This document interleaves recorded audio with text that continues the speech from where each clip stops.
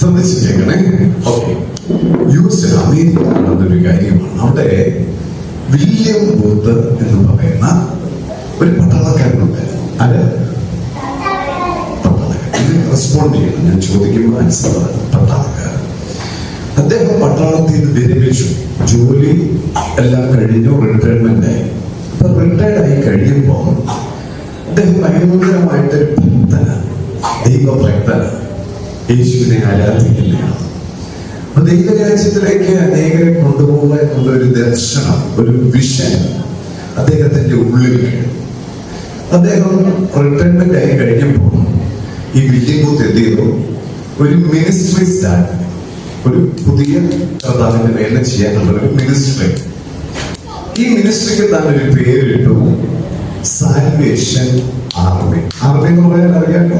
പട്ടാളം. അതെ, പട്ടാളം. നല്ലതായിട്ട് ഇരുന്ന് കേൾക്കുന്നുണ്ട്. ഉണ്ടായി തരാവേ, മാസം താത്ത വെച്ച് പട്ടാളം. ആർമി എന്ന് പറഞ്ഞാൽ പട്ടാളം. പക്ഷെ ഇദ്ദേഹം ഈ ആർമിന്ന് റിട്ടയർ ചെയ്തിട്ട് താൻ രൂപീകരിച്ച ഈ മിനിസ്ട്രിക്ക് സാൽവേഷൻ. സാൽവേഷൻ എന്ന് പറഞ്ഞാൽ എന്താ? സാൽവേഷൻ പറഞ്ഞു. സാൽവേഷൻ മലയാളം മീനിങ് പറഞ്ഞേ. സാൽവേഷൻ എന്നുള്ളത് ഇംഗ്ലീഷ് വേർഡാണ്. അതിന്റെ മലയാളം അറിയാമോ? രക്ഷ. പറഞ്ഞേ. ഡാൻസ് എന്നല്ലേ? അതോ പിടിക്കണേ മോനെ, എടുത്തു കൊടുക്കണേ. ചില പറക്കാൻ ശക്തിയുള്ളതുണ്ടായി. സാൽവേഷൻ എന്ന് പറഞ്ഞാൽ രക്ഷ, ആർമി എന്ന് പറഞ്ഞാൽ പട്ടാളം. അപ്പം പട്ടാളത്തിൽ പ്രവൃത്തി പരിചയമുള്ള ആള് താൻ ഒരു മിനിസ്ട്രി സ്റ്റാർട്ട് ചെയ്തപ്പോ പട്ടാള ചിട്ടയോടുകൂടിയ അത് ക്രമീകരിച്ചു. അപ്പൊ അങ്ങനെ മിനിസ്ട്രിയിലേക്ക് താൻ ആളെ എടുക്കുന്നത്, കർത്താവിന്റെ വേല ചെയ്യാൻ ആളെ എടുക്കുന്നത് നല്ല ഹൈറ്റ് ഉണ്ടായിരിക്കണം. പട്ടാളത്തിൽ അങ്ങനെയല്ലേ ആളെടുക്കണം? പോലീസിലൊക്കെ നല്ല ഹൈറ്റ് വേണം. നല്ല, നിങ്ങളിപ്പോ പറയത്തില്ലേ എന്താ സിക്സ് പാക്ക് എന്ന് പറയത്തില്ല, ഇവിടെ സിക്സ് പാക്ക് ആരെങ്കിലും ഉണ്ടോ? ഇച്ചു മാത്രമേ ഉള്ളൂ. വേറെ ആരെങ്കിലും ഉണ്ടോ? 2 പേരുണ്ട് six pack. Okay, six pack ഒരു ട്രെൻഡായിട്ട് മാറിക്കൊണ്ടിരിക്കുക. അപ്പൊ അത് സിക്സ് പാക്ക്, നല്ല മസിൽസ്, ഹൈറ്റ്, നല്ല വെയിറ്റ്, ആരോഗ്യം, ഇതൊക്കെ ഉണ്ട്. ഈ മിനിസ്ട്രിയുടെ പ്രധാനപ്പെട്ട ലക്ഷ്യം എന്താണെന്ന് ചോദിച്ചാൽ, ആരുമില്ലാതെ കിടക്കുന്ന, റോഡിൽ കിടക്കുന്ന, അനാഥരായി കിടക്കുന്ന, സ്വയം എഴുന്നേറ്റ് യാതൊരു കാര്യവും തങ്ങൾക്ക് ചെയ്യാൻ പറ്റാത്ത, ഇല്ല അങ്ങനെയുള്ള ആൾക്കാരെ കണ്ടിട്ടുണ്ടോ? സ്വയം ഒന്ന് എഴുന്നേക്കാൻ ബുദ്ധിമുട്ടുള്ള ചില വീടുകളിലൊക്കെ ഉണ്ട്. ഏജ് ഓവർ ആയി കഴിഞ്ഞാൽ അമ്മച്ചിമാർക്കൊന്നും എഴുന്നേക്കാൻ പറ്റുന്നില്ല. ചില കാലിൽ വ്രണമുള്ള, മുറിവുള്ള ആൾക്കാർക്ക് നടക്കാൻ പറ്റത്തില്ല. ഇവർക്ക് സ്വന്തമായിട്ട് ഇവരുടെ ദിനചര്യകൾ അങ്ങനെയുള്ള ആൾക്കാരെ കെയർ ചെയ്യുന്ന, ശുശ്രൂഷിക്കുന്ന ഒരു പ്രവർത്തനമാണ് ഈ വില്യം ബൂത്ത് തുടങ്ങിയത്. അപ്പം വില്യം ബൂത്തിന്റെ ഈ പ്രസ്ഥാനം വളരെ ഭംഗിയായിട്ട് US നടക്കും. അങ്ങനെ ഇരിക്കുമ്പോൾ ഒരുപാട് പേര് ഈ മിനിസ്ട്രിയിൽ ജോയിൻ ചെയ്യാൻ വന്നു.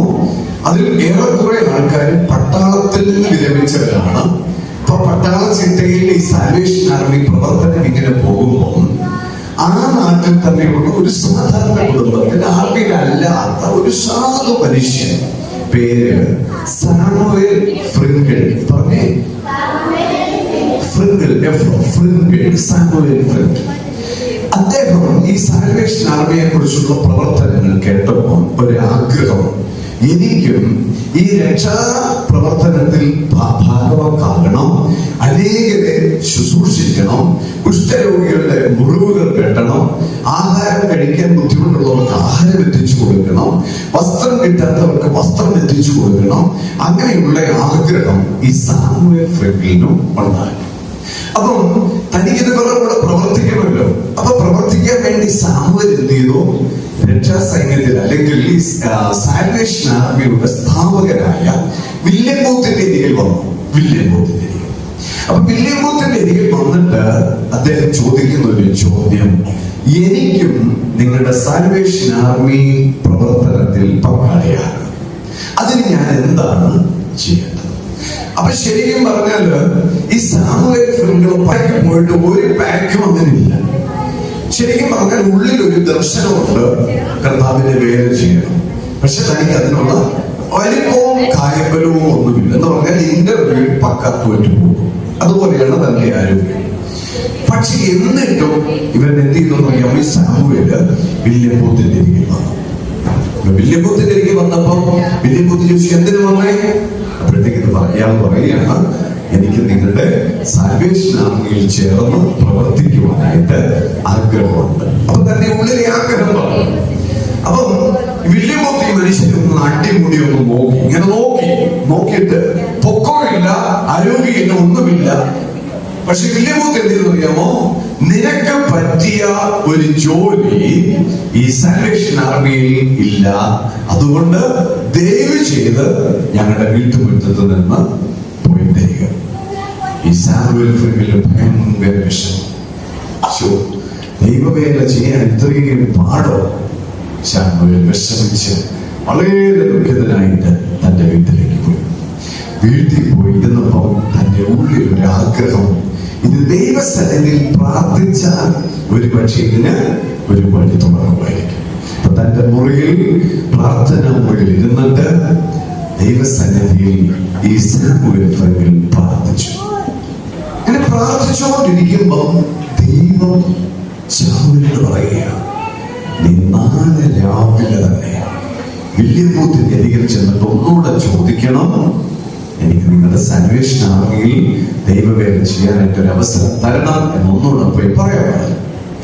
നേരെ വെളുത്തപ്പോൾ ദൈവവേല സംസാരിച്ചത് പെട്ടെന്ന് വളരെ സന്തോഷത്തോടെ സാമുവേൽ ഫ്രെങ്കിൽ എന്തെന്നറിയാമോ? വില്യംബൂത്തിന്റെ വീട്ടിൽ ചെന്നു. നേരെ വെളുത്തു വരുന്നതേ ഉള്ളൂ. അദ്ദേഹം ഭയങ്കര സന്തോഷഭരിതനായിട്ടാണ് ചെല്ലുന്നത്. നേരെ വില്യംബൂത്തിന്റെ വീട്ടിൽ ചെന്നു, സിറ്റൗട്ടിൽ കയറി നിന്നു, ഡോറിന്റെ അവിടെ മുട്ടാൻ തുടങ്ങി. കുറെ നേരം മുറ്റി കഴിഞ്ഞപ്പോൾ വില്യംബൂത്ത് ഡോർ തുറന്നു. ഇന്നലെ മിനിസ്ട്രിക്ക് വേണ്ടി വന്ന ഈ മനുഷ്യനെ ഞാൻ ഓടിച്ചു വിട്ടതാ, ഇനി വരരുതെന്നും പറഞ്ഞു. പക്ഷെ രാവിലെ വന്ന് നിൽക്കുന്നു.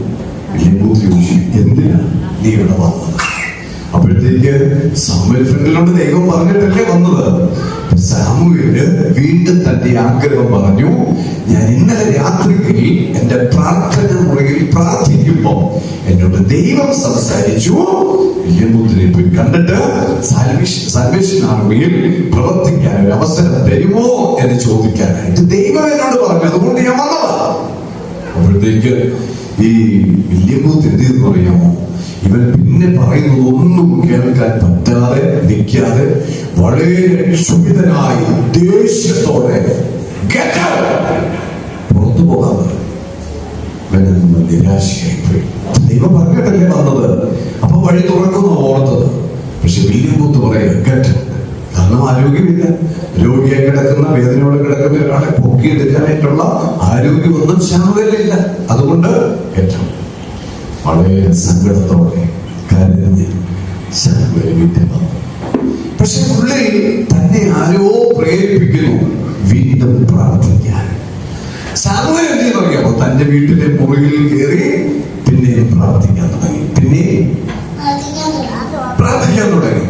അങ്ങനെ പിന്നെയും പ്രാർത്ഥിക്കാൻ തുടങ്ങിയപ്പോൾ ദൈവം സംസാരിക്കുകയാണ്, നാളെ നേരം വെളുക്കുമ്പോൾ നീ ഒന്നുകൂടെ എന്ത് ചെയ്യണം? വില്യംബൂത്തിന്റെ അരികിൽ പോണം. എവിടെ പോണം? വില്യമിന്റെ വീട്ടിൽ പോണമെന്ന് പറഞ്ഞു. അപ്പം തന്റെ മനസ്സിനകത്തൊരു വിഷം. 2 പ്രാവശ്യം എന്നെ വില്യംബൂത്ത് എന്ത് ചെയ്തു? ഓടിച്ചു വിട്ടു.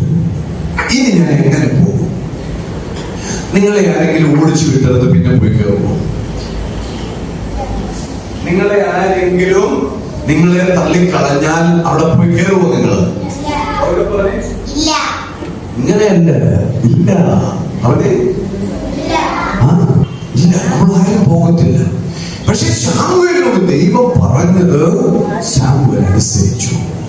3-ാം ദിവസം രാവിലെ വീണ്ടും ഈ സാമുവേൽ വളരെ സന്തോഷത്തോടെ വില്യംബൂത്തിന്റെ വീട്ടിൽ ചെന്നു, സിറ്റൗട്ടിൽ കയറി നിന്നു, ഡോറിൽ മുട്ടാൻ തുടങ്ങി. ഡോർ തുറന്നു, വില്യംബൂത്ത് ഇറങ്ങി വന്നു.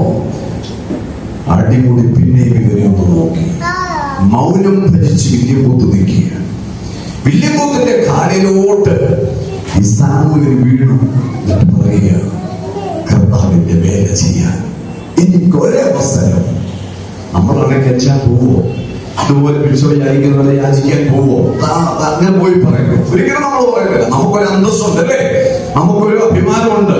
അഭിമാനം വിറ്റ് നമ്മൾ കളയത്തില്ല.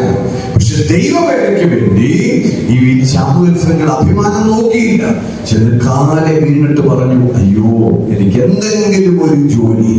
വില്യം ബൂത്ത് ഇങ്ങനെ ഒന്ന് ആലോചിച്ചിട്ട് വില്യം ബൂത്ത് പറയുക, അന്ന് ഒരു കാര്യം ചെയ്യാം. എന്താണെന്നറിയാം, ദൈവവേല ചെയ്യാൻ മിനിസ്ട്രിയിൽ പോയി ചെയ്യാനുള്ള ഒരു കാര്യവും നിന്നെ ഏൽപ്പിക്കത്തില്ല.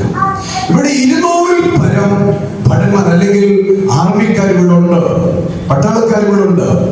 അവര് ദിവസവും പോയി വൈകുന്നേരം തിരിച്ച് വീട്ടിൽ വരുമ്പോ അവരുടെ ഷൂ സൂക്ഷിക്കുന്ന ഒരു റൂമുണ്ട്, ഒരു അരണ്ട വെളിച്ചമുള്ള ഒരു മുറിയുണ്ട് ഇവിടെ. ഈ മുറിക്കകത്ത് ഇവര് കൊണ്ട് ഷൂ തൂക്കി അവര് ഇവിടെ കൊണ്ട് സേഫ് ആയിട്ട് വെക്കും. നിനക്ക് ഞാൻ തരാൻ പോകുന്ന ജോലി എന്താണെന്നറിയാമോ? ഈ ആർമിക്കാർ മുഴുവനും വൈകുന്നേരം കൊണ്ട് ഇവിടെ ആക്കുന്ന ഓരോ ഷൂ എടുത്ത് പോളിഷ് ചെയ്ത് നല്ല മിനിക്ക് വെളുപ്പിച്ച് റെഡിയാക്കി അതെല്ലാം സൂക്ഷിച്ചു വെക്കണം. 200 പട്ടാളക്കാരുണ്ടെങ്കിൽ എത്ര ഷൂ ഉണ്ട് അവിടെ? 400 എണ്ണം. ഈ 400 ഷൂ പോളിഷ് ചെയ്യണം ദിവസവും. പക്ഷെ ഒരു കണ്ടീഷൻ, 400 ഷൂ പോളിഷ് ചെയ്തോ കുഴപ്പമില്ല, ഒരു ദിവസത്തിൽ 3 നേരമില്ല, ഒറ്റ നേരം മാത്രമേ ഞാൻ നിനക്ക് ആഹാരം തരത്തുള്ളൂ. ഈ ശമൂവേൽ ഭയങ്കര സന്തോഷമായി. അദ്ദേഹം ഭയങ്കര എക്സൈറ്റഡ് ആയിട്ട് നേരെ വീട്ടിലേക്ക് ഓടി.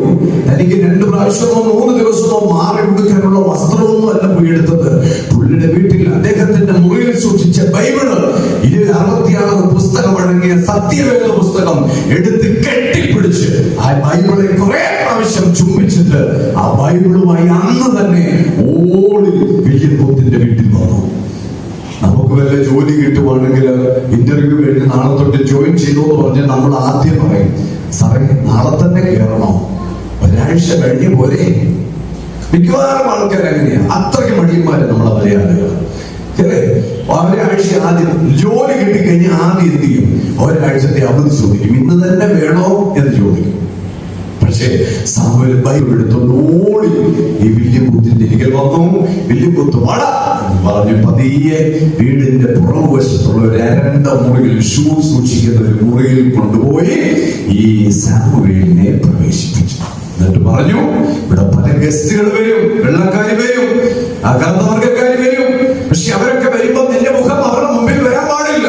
ഇതിനകത്തൊന്നും ഇറങ്ങരുത്. നിനക്ക് വേണ്ട വെള്ളവും ഒരു നേരത്തെ ആഹാരം ഒക്കെ നിന്റെ മുറിയിൽ ഞങ്ങൾ കറക്റ്റായിട്ട് എത്തിച്ചോളാം. ഇതിനകത്തിരുന്നുണ്ട്. അതിന്റെ ആകെ സമ്പാദ്യം ബൈബിള് മാത്രം. ഈ ബൈബിളുമായിട്ട് അകത്തോട്ട് കയറി അത് വായിച്ചെടുത്ത് മടക്കി വെച്ചിട്ട് ഓരോ ഷൂ എടുത്തും താൻ പോളിഷ് ചെയ്യാൻ തുടങ്ങി. നിങ്ങൾക്കറിയാം പോളിഷ് ചെയ്യുന്നത് എങ്ങനെ അല്ലേ? ഷൂ പോളിഷ് ചെയ്യുമ്പോൾ ആദ്യം അതിന്റെ ആ സ്ക്രബ് എടുക്കും, സ്ക്രബ് എടുത്തിട്ട് പോളിഷ് എടുക്കും, പോളിഷിനകത്തോട്ട് സ്ക്രബ് മുക്കിയിട്ട് ഓരോ ഷൂ എടുത്തിട്ട് ഇങ്ങനെ ഷൂ എടുത്തിട്ട് അതിങ്ങനെ തൂക്കാറുണ്ട് അല്ലേ? അങ്ങനെ ഷൂ പോളിഷ് കണ്ടിട്ടുണ്ടോ?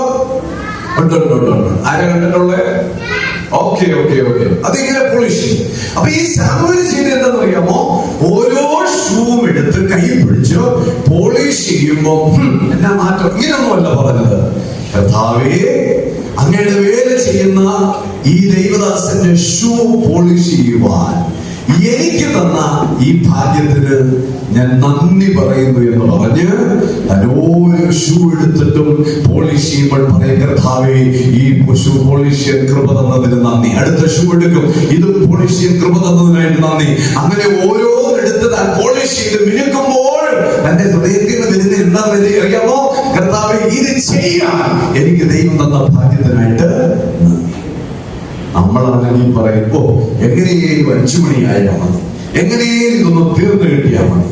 പണ്ട് ഞാന് ഇത് റെക്കോർഡ് ചെയ്യല്ലേ, പണ്ട് ഞാൻ എന്റെ ഷൂ പോളിഷ് ചെയ്യുമ്പോഴും ഇതെനിക്ക് ചെയ്യാൻ കിട്ടിയ ഭാഗ്യത്തിന് നന്ദി എന്നും പറഞ്ഞ് ദൈവസന്നിധിയിൽ ശമൂവേൽ ദൈവത്തിന് നന്ദിയും മഹത്വം കൊടുത്താണ് ഓരോ കാര്യങ്ങളും ചെയ്തത്. അങ്ങനെ 1 വർഷം കഴിഞ്ഞു, 2 വർഷം കഴിഞ്ഞു, 3, 4, 5, 6, 16 വർഷം ഒരു ദിവസത്തിൽ ഒരു നേരം മാത്രം ആഹാരം കഴിച്ച് 200 പരം ആൾക്കാരുടെ ഷൂ പോളിഷ് ചെയ്ത് തന്റെ ജീവിതം അങ്ങോട്ട് മാറ്റുകയാണ്. 1 മണിക്കൂറല്ലേ 1.5 മണിക്കൂർ കൊണ്ട് ഈ ഷൂ മുഴുവനും പോളിഷ് ചെയ്യും. പിന്നെ തന്റെ മുൻപിൽ 16 മണിക്കൂറല്ല 16 മണിക്കൂറിൽ പിന്നെ തനിക്ക് 12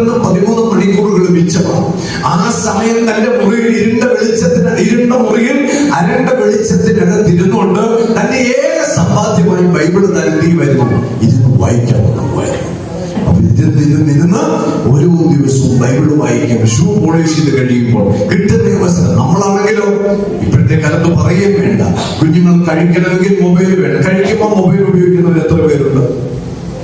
ഫുഡ് കഴിക്കുമ്പോൾ നിനക്ക് ഇപ്പോഴും വേണോ? അപ്പൊ ഇവിടെ ഫുഡ് കഴിക്കുമ്പോൾ എന്ത് ചെയ്യും? ഞങ്ങളുടെ മൊബൈൽ ഇല്ലല്ലോ, കുഴപ്പമില്ല, അഡ്ജസ്റ്റ് ചെയ്യാമോ? ഇനി തൊട്ട് അഡ്ജസ്റ്റ് ചെയ്തേ പറ്റത്തുള്ളൂ. ഇതിന്റെ നല്ല റെസ്പോൺസ് മാത്രമേ.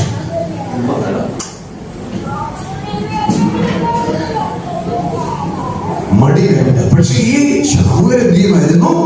ശമൂവേൽ ഇങ്ങനെ ദൈവത്തിന് നന്ദി പറഞ്ഞ് ഈ കാര്യം ചെയ്തിട്ട് പിന്നെ ബൈബിൾ വായിട്ടിരുന്ന് പ്രാർത്ഥിക്കാനും വചനം വായിക്കാനായിട്ട്. അങ്ങനെ 16 വർഷം കഴിഞ്ഞപ്പോൾ യുഎസിൽ വില്യം ബൂത്ത് എന്ന് പറയുന്ന സാൽവേഷൻ ആർമിയുടെ ഫൗണ്ടർ ഒരു വലിയ മെഗാ കൺവെൻഷൻ തുടങ്ങി. അപ്പൊ കൺവെൻഷന്റെ കാര്യങ്ങളെല്ലാം ക്രമീകരിക്കപ്പെടുക. ലോക പ്രശസ്തരായ വലിയ ദേവദാസന്മാരെയാണ് അന്ന് വചനം ശുശ്രൂഷിക്കാനായിട്ട് അവർ മീറ്റിംഗിലേക്ക് ഇൻവൈറ്റ് ചെയ്തത്. 50,000-ൽ പരം ആൾക്കാർ കൂടുന്ന വലിയ ടെന്റിനകത്തുള്ള ആ മെഗാ മീറ്റിംഗിനകത്ത് ദേവദാസൻ വിദേശികളായ ആൾക്കാരെ, ലോകം അറിയപ്പെടുന്ന സുവിശേഷകരെ അദ്ദേഹം പൊക്കി. ഒന്നാം ദിവസം, കൺവെൻഷന്റെ ഒന്നാം ദിവസം 150 പേരടങ്ങുന്ന കൊയർ ടീം വളരെ മനോഹരമായ സ്റ്റേജിൽ നിന്ന് പാടി ദൈവത്തെ ആരാധിച്ചു. പ്രേയറുമൊക്കെ കഴിഞ്ഞു. ഒന്നാം ദിവസം രാത്രിയിൽ ക്ഷണിക്കപ്പെട്ട ഒരു ദൈവദാസൻ ആ സ്റ്റേജിൽ നിന്ന് ആ കൺവെൻഷനിൽ ജനത്തെ അഭിസംബോധന ചെയ്ത് പ്രസംഗിച്ചു. വളരെ കയ്യടി കിട്ടി. 50,000-ൽ പരം വന്ന ആൾക്കാരുണ്ടായിരുന്നു.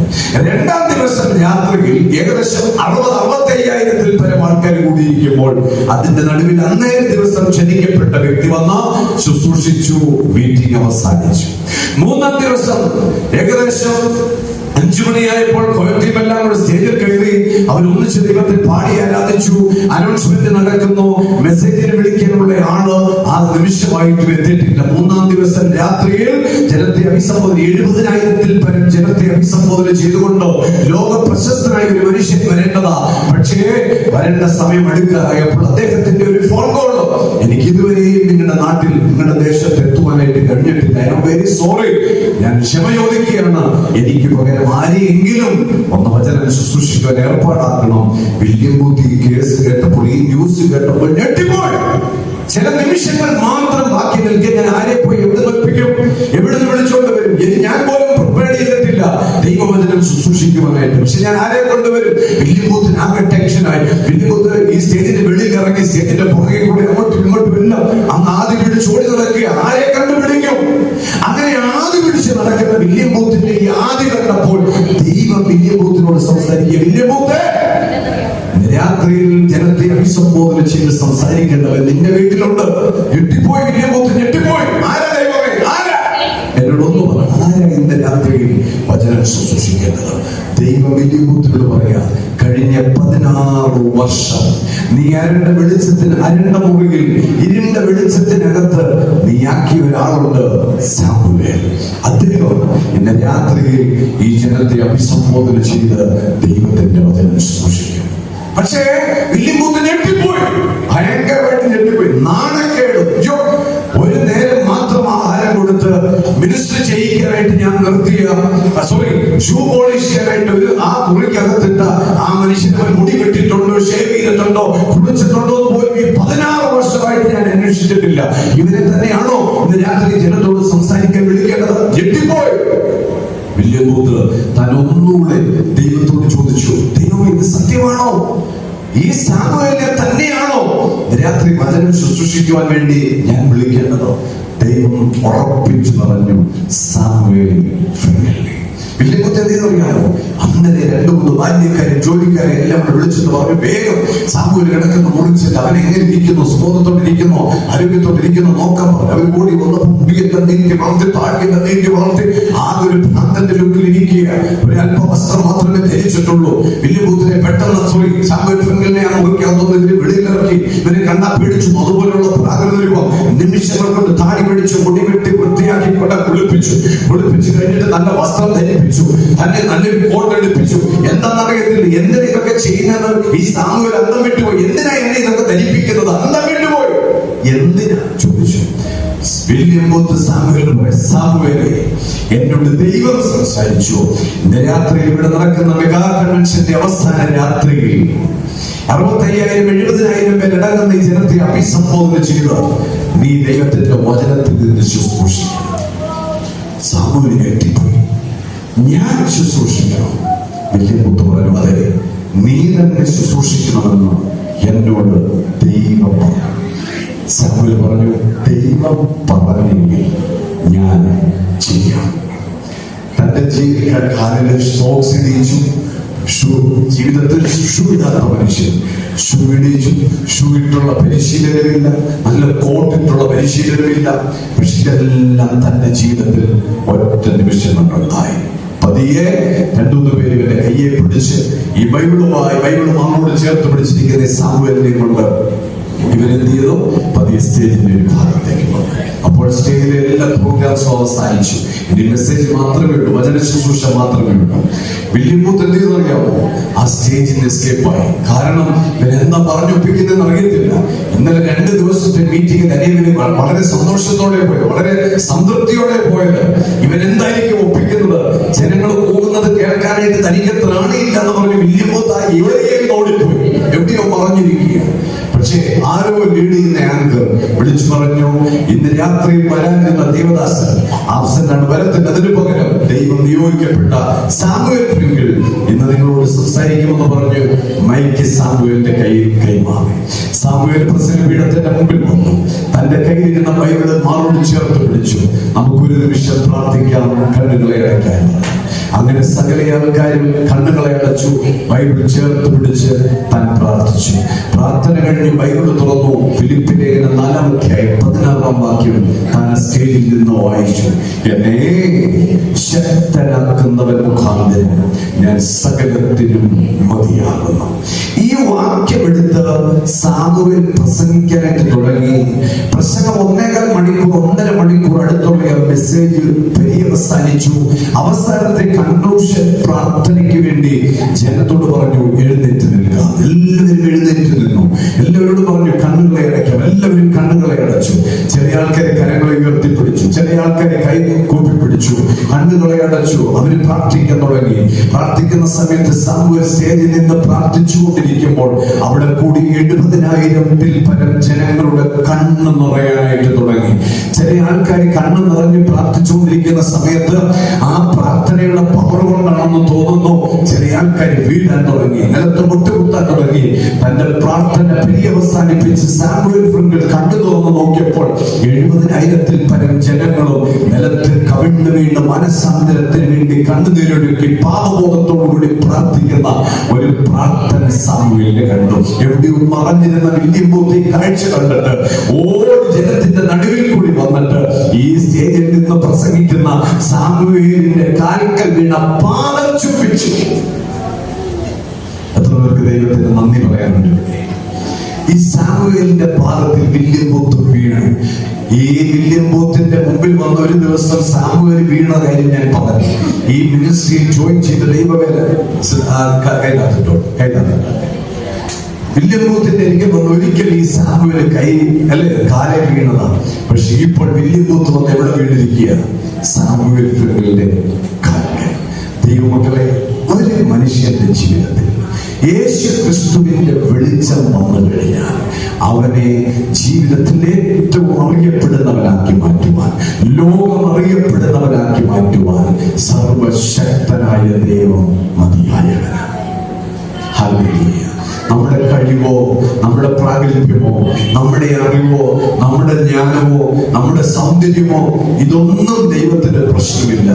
ദൈവത്തിന് വേണ്ടി, യേശു കർത്താവിന് വേണ്ടി നമ്മുടെ ജീവിതം വിട്ടുകൊടുക്കുമ്പോൾ യേശുവാകുന്ന വെളിച്ചം, പ്രകാശം നമ്മുടെ മേൽ ഇറങ്ങി വന്ന് നമ്മെ പ്രകാശിപ്പിക്കുമെന്നുള്ള സത്യം ദൈവമക്കളെ നമ്മൾ മറന്നു പോകരുത്. ഈ സ്റ്റോറി എങ്ങനെയുണ്ട്?